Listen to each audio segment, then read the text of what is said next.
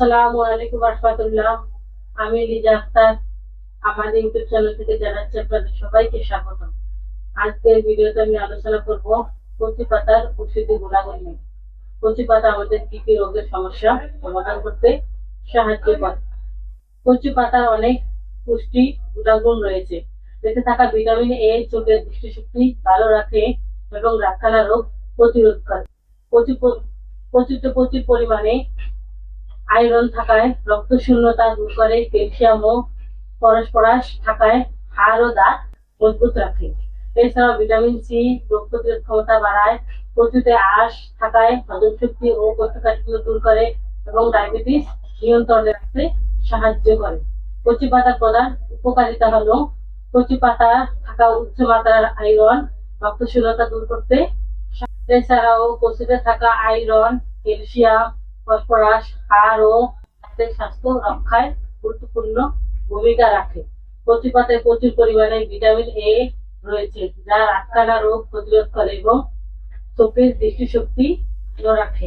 এছাড়াও নিয়মিত কচি পাতা খেলে উচ্চ রক্তচাপ নিয়ন্ত্রণে রাখে এবং হৃদরোগের ঝুঁকি কমায়। তাতে প্রচুর পরিমাণে পানি থাকে, যা গরমের সময় শরীরের ঘাটতি পূরণ করতে সহায়তা করে। কচি পাতা খাওয়ার নিয়ম: কচি পাতা খাওয়ার আগে ভালোভাবে ধুয়ে নিতে হবে। রান্নার আগে কচি পাতার আঁশ ছাড়ানো জরুরি, এতে পাতা নরম হয় এবং খেতে সুবিধা হয়।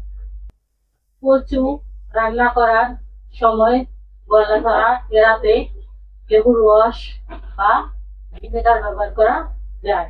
কচুর ভর্তা কালো জিরা বা অন্য কোনো মশলা দিয়ে তৈরি করে গরম ভাতের সাথে খেতে অনেক সুস্বাদু লাগে।